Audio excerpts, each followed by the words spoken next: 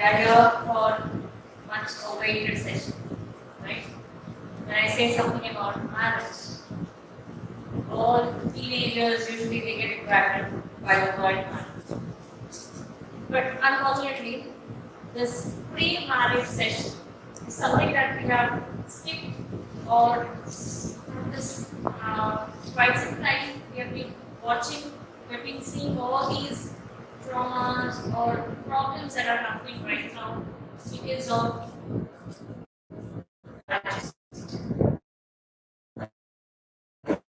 relationship issues or counseling also, coaching also, and when I deal with the teenagers issue, you won't realize this, but when I deal with teenagers also, I have to deal with their parents' marital issues as well. So this is causing a lot of trouble.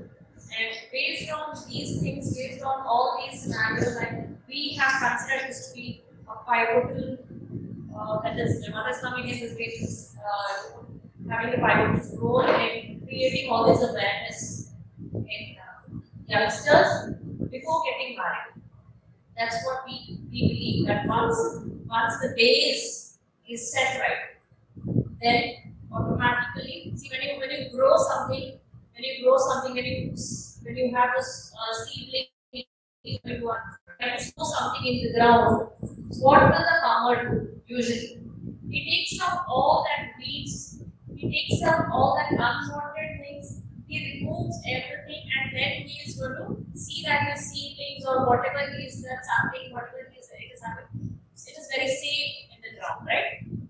That's what pre-marriage session is all about. Just to make you safer, on the safer side, you do not have any problem. That is the only reason that we have in conducting all these issues. When I tell you, this will be highly practical, each and everyone who speaks your opinion, there's no right and wrong here. Okay? So, when I tell you about the word marriage, what comes to your mind? The very first thought that comes to your mind when I say marriage, what is it?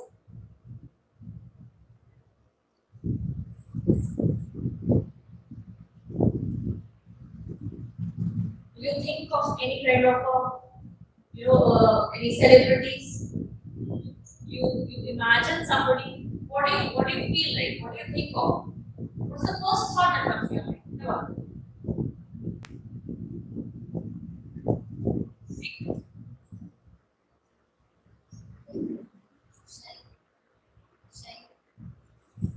Shyness. Okay, you feel shy when you talk about marriage. Yes.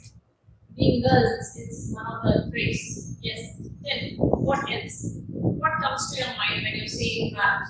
Is it about the attires, some kind of lehengas or some kind of attire or what to wear, how beautiful you look like, all those things? Yes. Then what else? Responsibilities, oh God. You're thinking of, oh my goodness, I have to take care of all these things. Yes, obviously. Then what else? Whenever I used to hear the word marriage, I would see Shah Rukh Khan and Kajol in my mind. Sometimes I can say now it is Anushka and Virat Kohli or something like that. People consider celebrities to be something great, and marriages are like, wow, wedding nights. Right? Who's an ideal couple according to you? Who is an ideal couple? Okay, Susalama is there. Then who else? Hello? Fatima. Okay. Fatima and Ali will go. Okay. Okay. I'll come back to you. You have to tell me why. Yes. Okay. Then who is the ideal couple? Okay. Right now, I'm not talking about the Sahabas and during the time of the Prophet Sallallahu Alaihi Wasallam. Apart from this, in this world, right, in the contemporary world, who do you consider as an ideal couple? And with that to psychology, teen psychology. Because before getting married, if you have somebody who is an ideal couple in your life, what happens is you feel like following or you feel like being like that person. And then automatically you start imitating that person.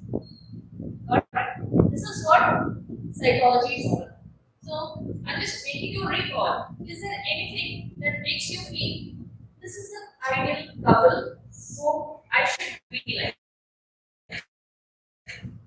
Your parents as well, or it could be your grandparents, it could be somebody whom you admire. Anyone? Come on. Parents. Okay, mashallah, you have parents. Most of them don't say this. They say, I'll never be like my father, I'll never be like my mother. Because they know at home they are like monsters. Right? We all are like that usually. That's why Prophet ﷺ said, who is the best amongst you? The best is the one who is the best in your family members or with your family. Right? Yes. So, others, who is an ideal person? Ideal couple according to you. You feel like, okay, I should be like my aunt. Very patient, serious. Something like that. Do you have anybody? One person? Anyone? Nobody. Mama and Papa always keeps quarreling now. So, what do I do? Right? I don't have anybody. You need to think about this. If you don't have, unfortunately, you don't have anyone, that means you have to think about somebody before getting married. You have to think of somebody who is an ideal couple before getting married. Because once you have that in your mind, you feel like, yes, I should be like this person, and any problem arises, automatically your subconscious mind keeps you telling that you are going to change now. You should be like God. You should be like him. Don't do this. That's how changes begin. That's how psychology says once you have a personality right in front of you, a working, machine, I can say. Somebody who is there right now in the world whom you can see and admire, you can talk to. Then keep that person as an ideal couple in your life. Now, if we talk about Shadi ki taiyari, right? When I say Shadi ki taiyari, what comes to your mind? Dresses, yes. Then jewelry, yes.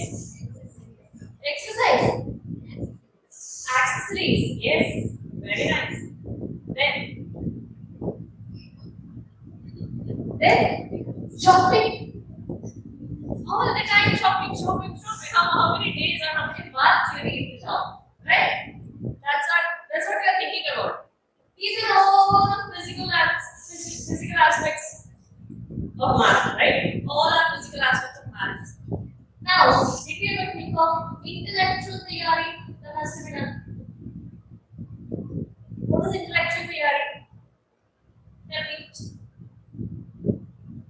Did you ever think, how will I prepare myself if something adverse takes place, something which is not my comfort zone? If I have to go beyond that comfort zone, then what should I do? How should I go about it? How should I deal with it? What decisions should I take? How can I deal with that situation when I'm not comfortable? Right?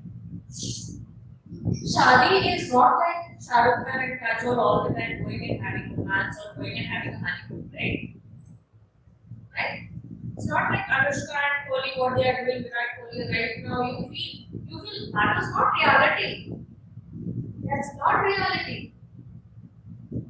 We know how Alia Bhatt has delivered a small baby right now, but baby girl she has now. But what has she gone through the first day, the second week, 1 month after her wedding? That is not highlighted by any media.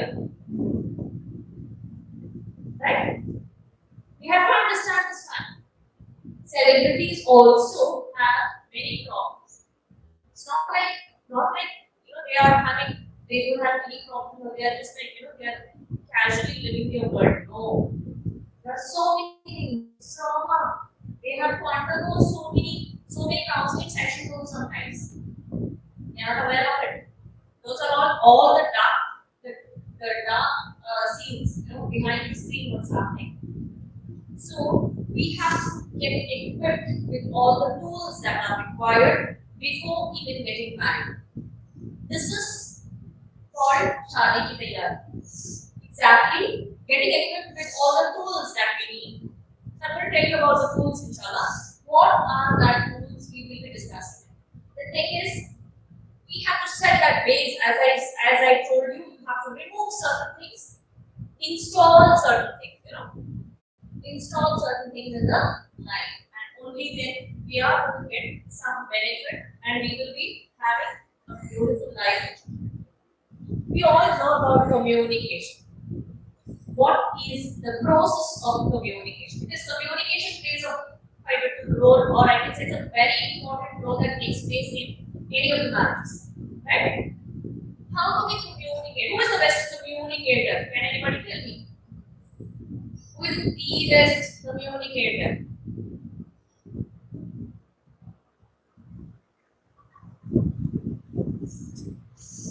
Anyone?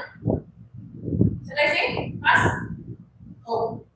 The best communicator on stage is the best listener off stage. What do you mean by this? Who is the best communicator? One who listens the most. When off stage, when he's not on the stage. That means casually when we are living together, but listens the most. When you speak, others will also listen. When you listen. That's what is the secret of communication. But apart from that, we have certain things to understand. There are three processes of communication: encode, deliver, decode. Now, what does all this? Encoding means the thought that comes to your mind before even having a communication done. For example, now we just thought of having a premarital session. Right? We know, we were aware of the scenario, we were aware of the situation that is we are facing right now.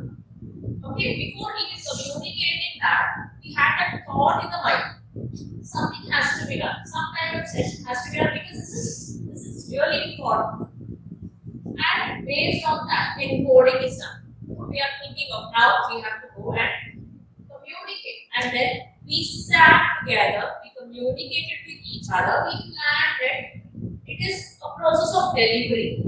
That means we are communicating. It could be through different medium, like maybe we are communicating through calls or messages or gestures or body language or anything. It could be anything. See, if I just make my one, any kind of a face that I make, that is also communication. I'll tell you, there is not a single minute a person can sit without communicating. It could be gestures, proximity, anything. But we are talking, we are communicating. It's not verbally, but maybe it is non-verbal communication as well.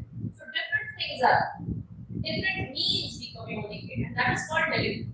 Now comes decoding. Will you say, whatever I speak now, I deliver it. Communication is complete. Is it so? No. Then how does communication gets completed? The person responds. Imagine all are like this now. All are sleeping. Now what happens? My communication is not complete. Where is my communication reaching? Communication reaching to? We don't know. It's not reaching anywhere. The person is not responding. And then how can I say my communication is complete? Right?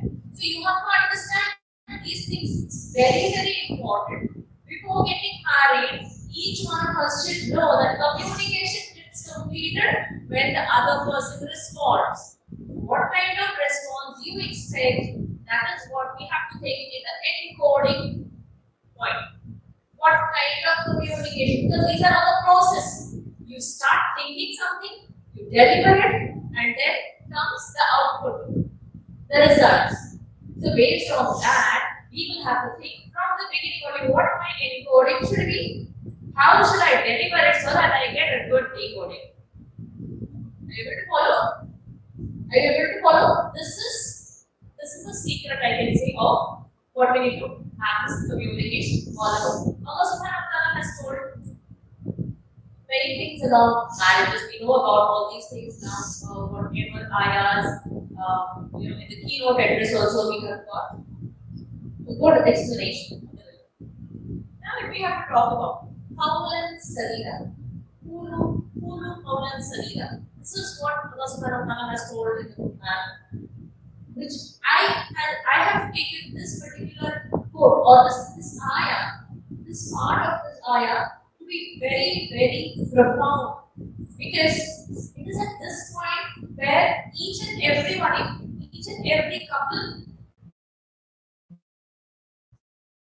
had followed this case of divorce. Graceful talk. How to be graceful in talking? How to be graceful? What is actually talking? Communicating or talking is nothing but just expressing my feelings. Right? Sadida, Kaulan Sadida is graceful talk. It means taking concern about others, taking concern about others' emotions and feelings, and then we are talking. That is a secret. That is the essence. That is how person has that intention of talking. How to talk is it is planned. It is pre-planned. What am I supposed to talk? How should I gracefully talk? This is something that Quran says. The way you speak matters a lot. It is our communication. The words that come out of the mouth. This causes a lot of trouble.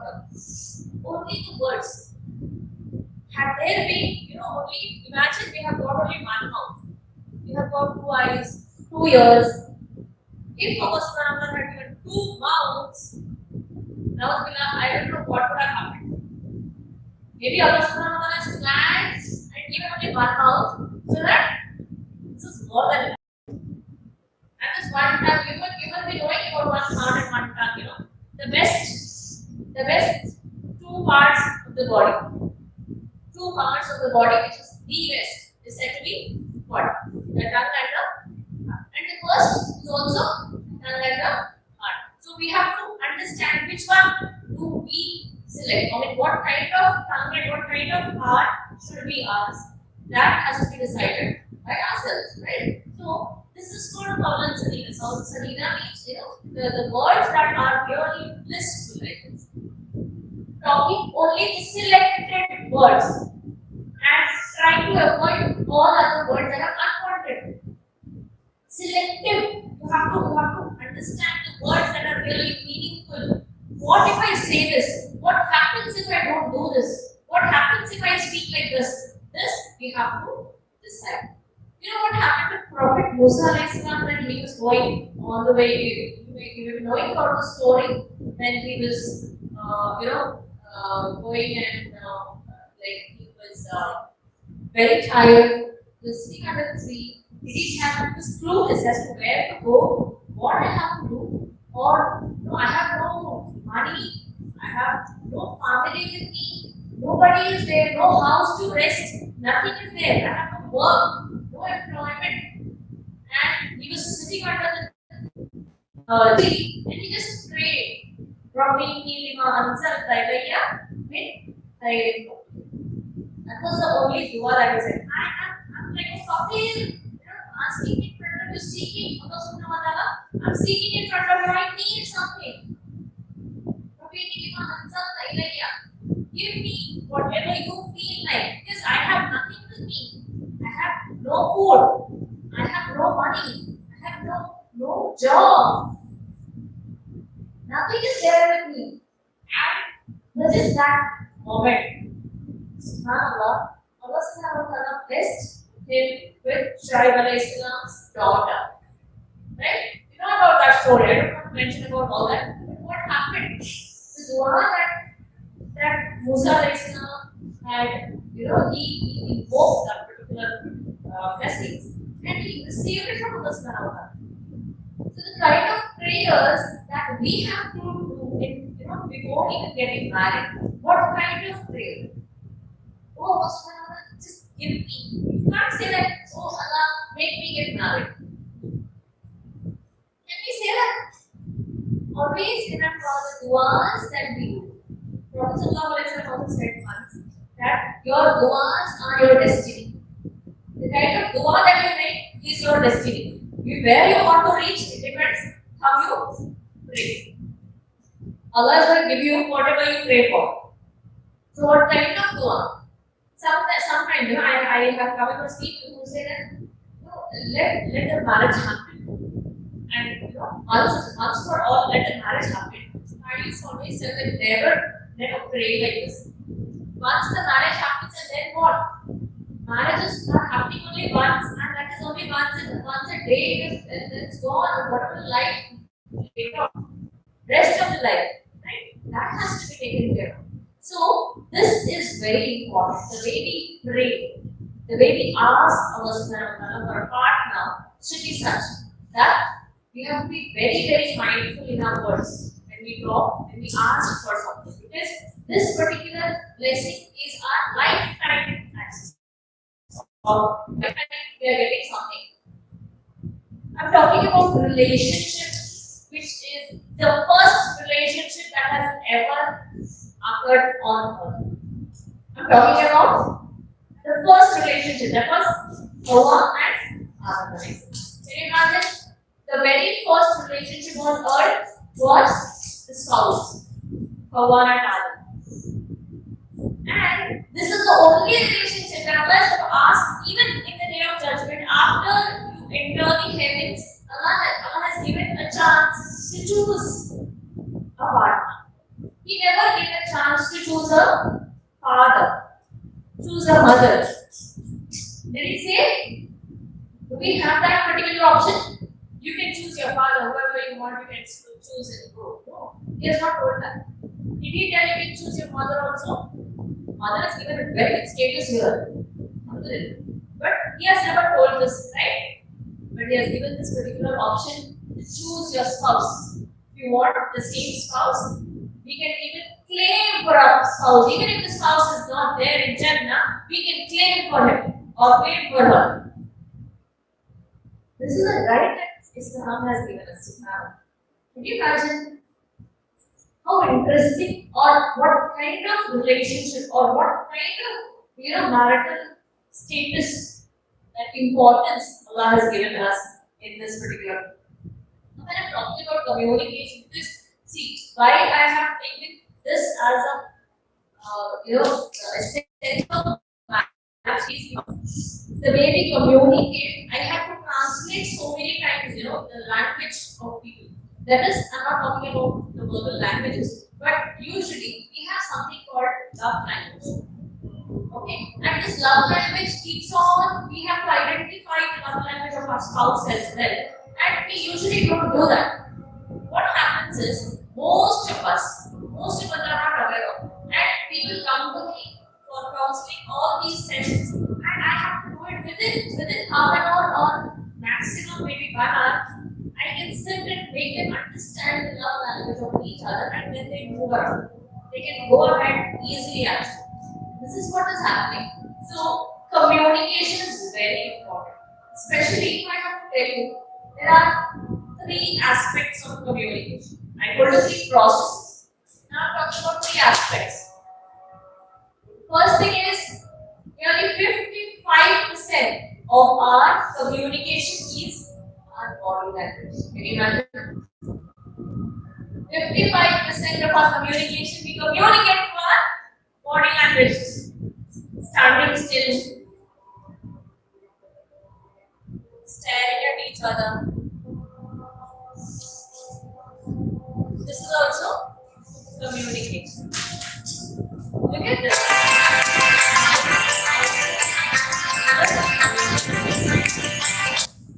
A smile also is a communication. Now imagine when you smile, when you bring some positive things in life, that also becomes a communication. But at 55% constitutes what? Communication through body language. Just a small shake hand, just a small gesture, eye contact. That's more than enough. Contact again. You are not having eye contact. That also causes trouble. Got it? 55%. So maximum things will be happening through our body language. And what about the words? Hey, shut your mouth. If I say that, just shut your mouth is only 7%. 38% is again depending on our tone. Shut your mouth. Shut your mouth. You have a difference? You have because of the tone. And words only have 7%. I don't say words, you can use any word, then you can do, you can use all kinds of words.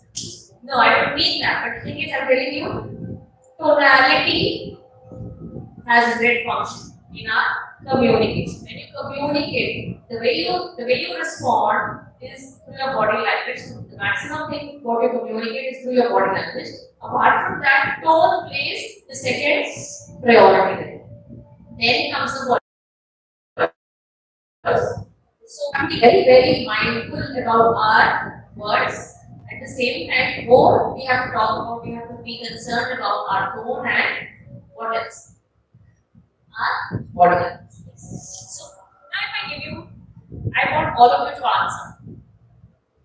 I have chosen 3 situations, real life situations that are happening right now, and people are coming to me based on these situations. Okay, so I just want to give you a small, an overview. I can say, okay, let's just have a small discussion, right?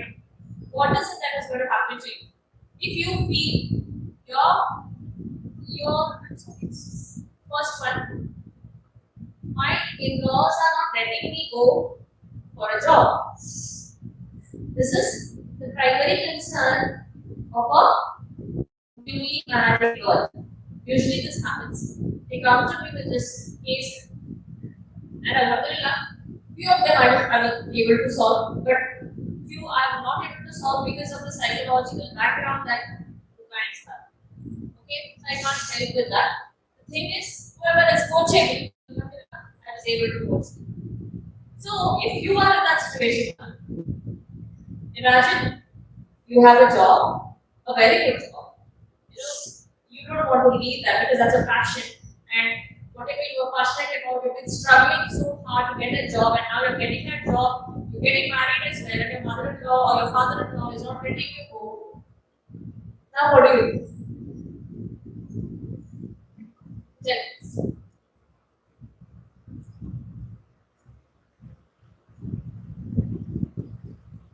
Are you aware of the situation? Is that happening right now?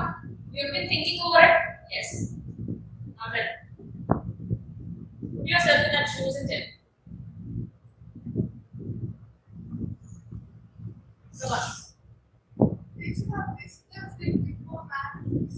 Yes. They should have discussed it before. Okay, they should have discussed before the marriage. Or now. Okay. And so what would you do? Very good proposal. If the only reason is in-laws are not letting me for the job, that is the only reason. Because everything is perfectly fine. Then, even before the marriage, to decline. No. Depends.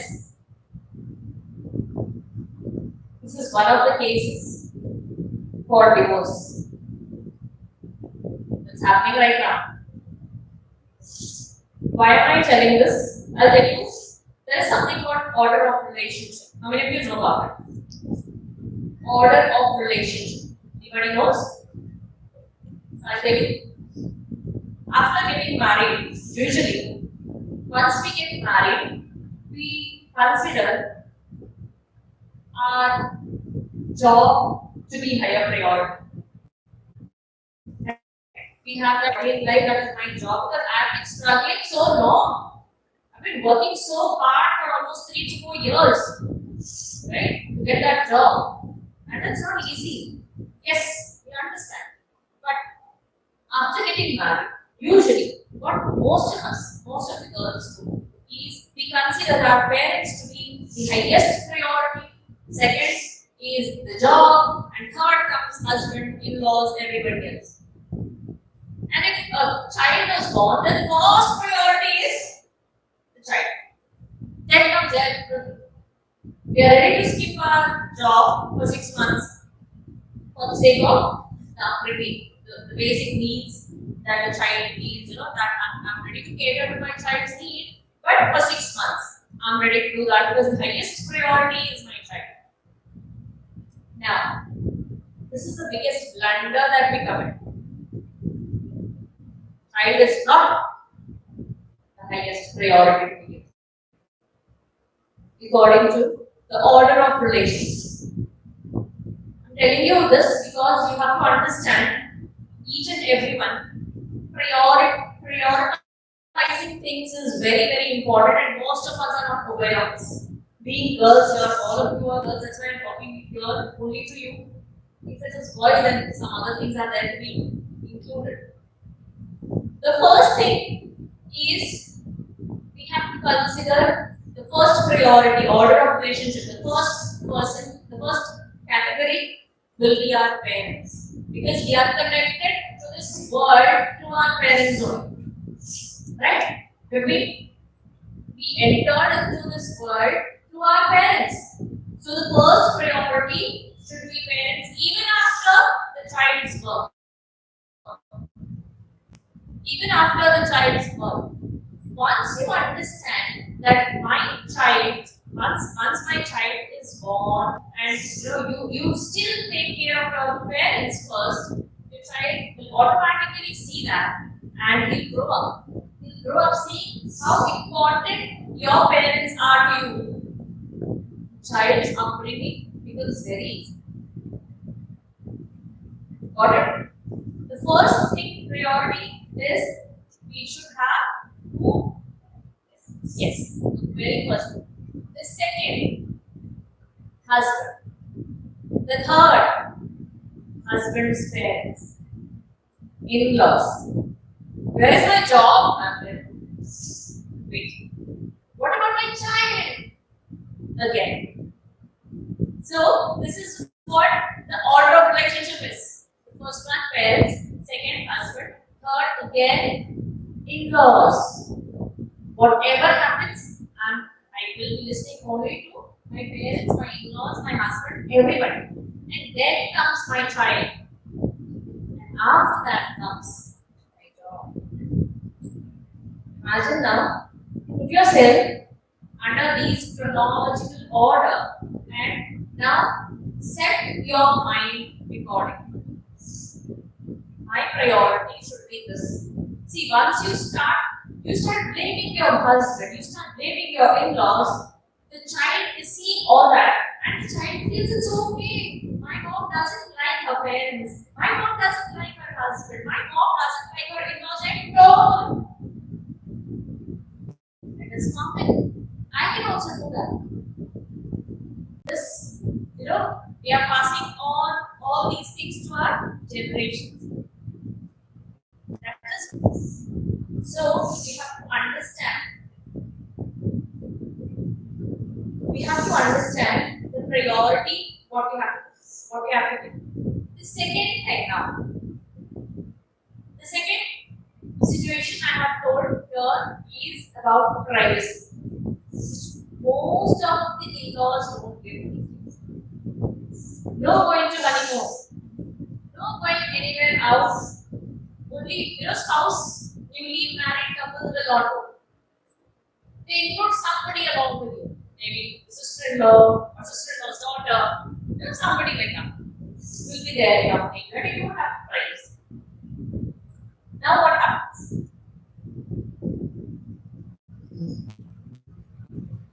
What will you do? Come and tell my mom, then what happens? Right? I'll tell my mom, I'll go and complain. This is not a way. Right? Okay. What else?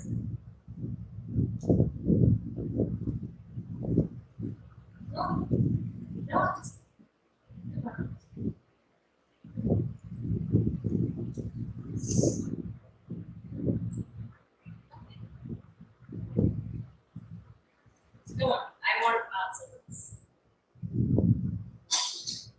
will you do? If your parents don't belong, or in-laws don't belong.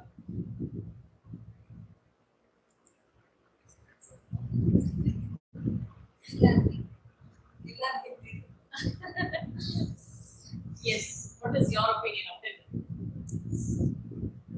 Yes, Nihal. No.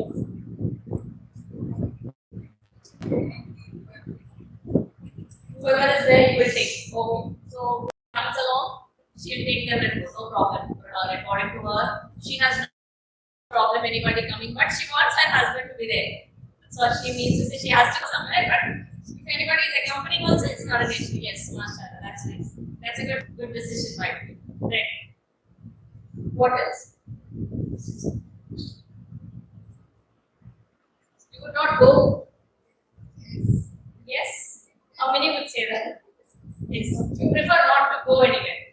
Sit at home. No. Right? What else?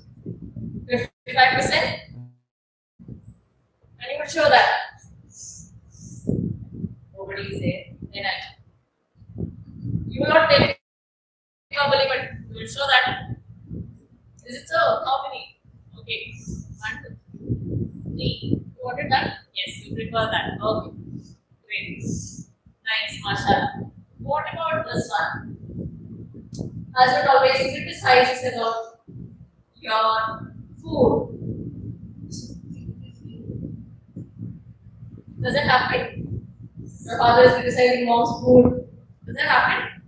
Salt is more, less? No? Mashallah, very nice. Then, what do you do?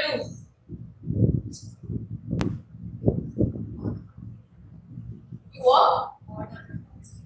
Okay, she would order. She would order from Zomato or some Swiggy. Boy would come. Yes, very good.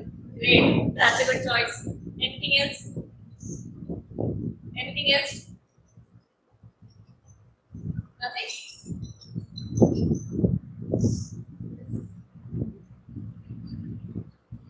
What would you do?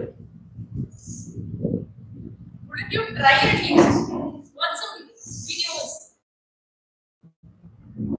Do something special. Something. You try or not? Nothing. No. Why should I do it? Who is he? After all, if he wants, let him eat, otherwise, no. Okay, we would join a cooking class, yes. Great. That ready right now. I don't know if you want to have those YouTube channels. I don't know if you have classes nearby, but inshallah, if you have that, then that's a good choice again. Anything else? Any other option? Okay, come on. So these are some of the you have to deal with, or I'm just giving you a scenario that's happening right now. And most of us are having the issue that we have no patience in all these situations. The very first situation that I have told about the job, there are so many things I'll tell you. Once the person actually, maybe around 4 or 5 years later, in-laws are only telling the girl that you can have your job now, you can go for your job, or you will seek some other maybe business or whatever you want to do. And these days, after the post-pandemic, I'm talking about, there are so many opportunities that you can do everything online. Right? Alhamdulillah, you can do so many things. You have got so many options. Your mother-in-law will not even know that you're doing something. You hardly know about blogs. They hardly know about podcasts and all that things. No, there are so many things that you can earn. You can do so many things. So online sessions, alhamdulillah, after this pandemic, we've got wide range of choices. Apart from that, now if I talk about the food, when your husband is talking something about the food, there should be something creative that touches and pricks his heart and says that, okay, I should not talk about this. Something emotional. You can either talk, communicate really well with your body language, only very nicely, positive body language, 55% you have that strength with you, right? So 55% of your body language, you can use that. You can also use a hadith and quote it and put it on the dining wall, somewhere near the dining room. Prophet Sallallahu Alaihi Wasallam said, never complain about food. That's a hadith. Put it there. Silent gesture. Right? And if that also he is not bothered or he doesn't even care for it, then some other steps slowly, carefully you can take. But be mindful about your relationship because your decoding matters a lot. The way you deliver, decoding matters a lot. You have to understand that encoding and decoding, you know what is right. Right? So this is all about all these situations that come in.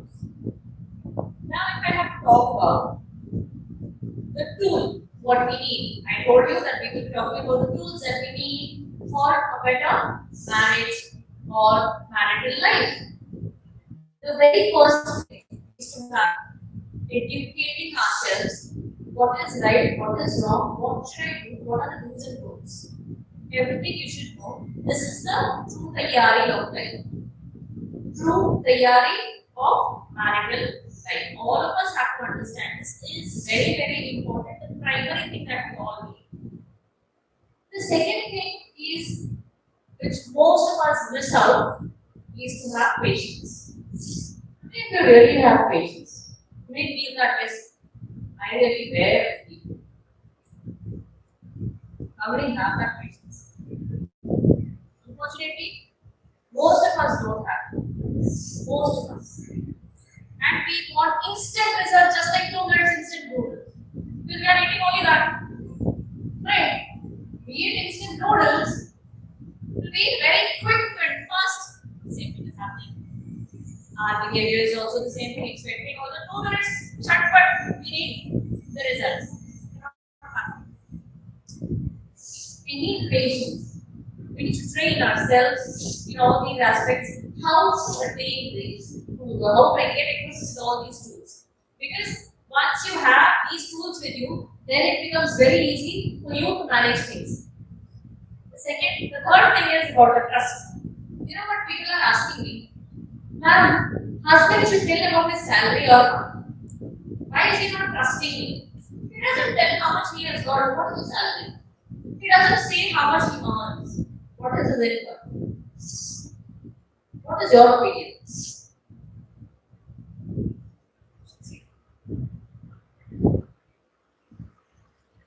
Tell me. Husband should tell his income or not. No, not needed. Okay, you will be happy with what he has. You can be spending as much as you want. Beyond that also. Why should I care? He is not telling me nothing. I don't care. Right? Is that the reason? Okay, only the necessities you can take care of. Yes, that's also good. Then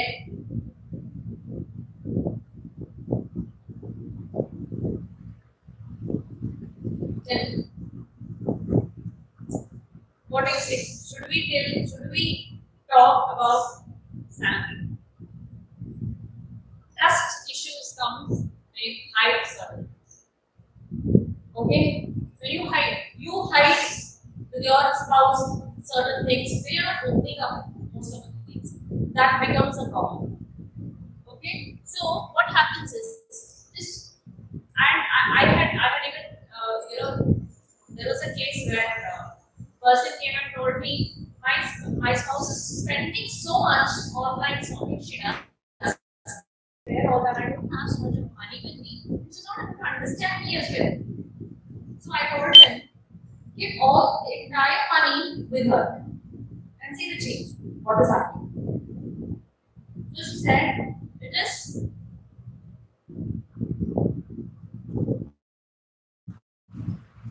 yeah, no problem. So, what happened after almost 45 days, he's coming and telling me, this is the first time money is managed really well and I've got some savings also this time. So, what that can happen? Once you start trusting the person blindly and telling that yes, I trust you, but I'm doing this for you. Some small changes can create so many miracles in life. Okay, it happens. So trust issues are, once you start hiding things, once you start telling lies with your spouse, that creates a lot of trust issues. So never try to lie or be negative with your spouse. This will create a lot of impact in your marriage. Next comes respect. More often, we hardly respect our spouse, especially even ladies may respect, but we don't get that respect. That's why we don't feel like respecting our spouse. It happens. That is, we expect a lot from our spouse, and I respect my husband, he doesn't respect me now. So I don't feel like respect. This is what most of us say. The thing is, respect is always give and take. You give respect and he should give respect, and that is actually very much needed for a better life. So we have to make even boys understand. They are incomplete without their spouse. They should understand. They are incomplete without their spouse, and this is to make a man complete, one woman is a must. That respect they have to give. Next comes understanding. Now this is again a problem because we have difference of opinion right now. All of us, how many of you have been aware of in your family also this must be a major issue. Understanding each other. No understanding. I say something, the spouse says another thing, and then comes an argument. Did we ever try to solve out understanding each other better than us? Now, for example, whatever I feel, I give priority to what he feels, and then that's how I deal with the situation. Then the situation gets clear very easily.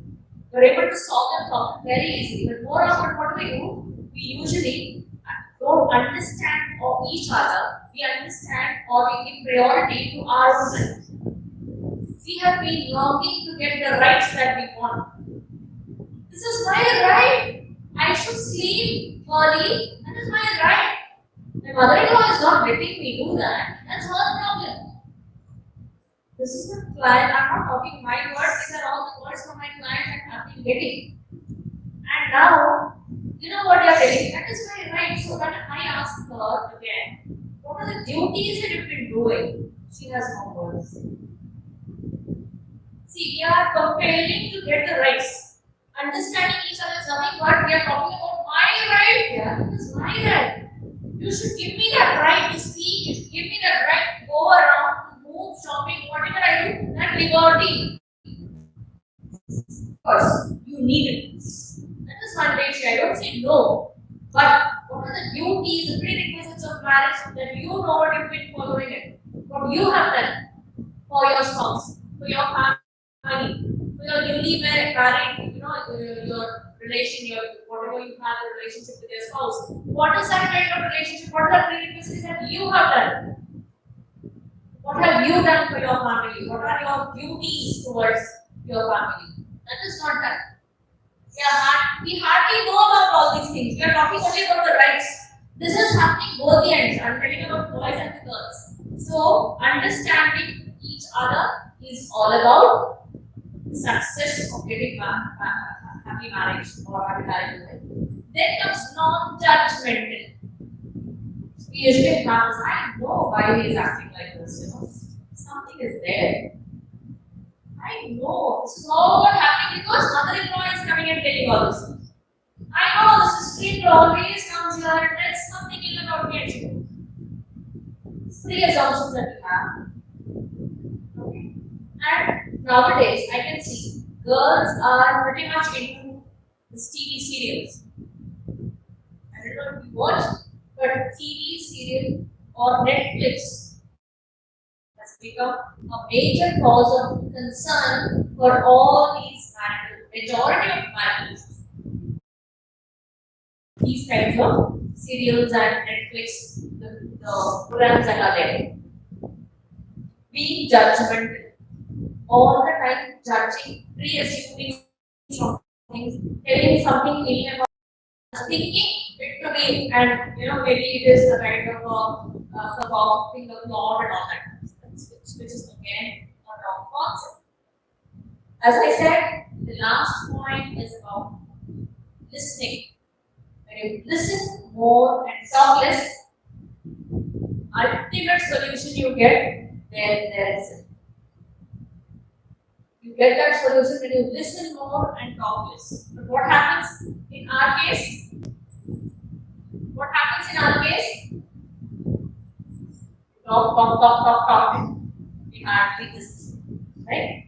This is what is happening, and major problem that is happening because of these. So with this, we would like to conclude the session.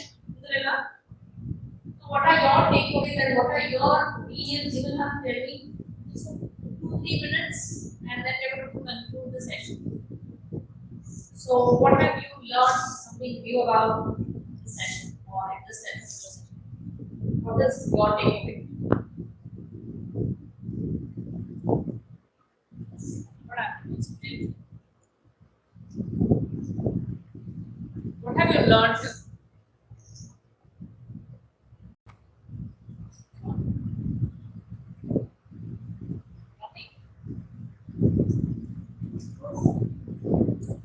Listen. Okay. Listen first and then. Yes. Okay. Listening. Listening is mandatory. Okay. Then what else? Nothing. What about all that? What have you have taken down? What have you taken down? Yes. Okay. Educating ourselves before getting married. शादी की तैयारी. Then now the concept of शादी की तैयारी. Right? शादी की तैयारी is not about shopping. It's all about our intellectual preparation. Yes. Very nice. Then what else? Yes, all the real life situations. So, with this, we would like to conclude Cinderella, and I would like to thank all the organizers for giving me this opportunity. At the same time, it's wonderful being with you all, and also it's my humble request to go or meet some experts before getting married, understand the concepts really well, and also get in touch with somebody who can guide you all the time. And as I mentioned earlier, keep one role model or one ideal couple in the mind before getting married. So with this, I would like to conclude. Assalamu alaikum.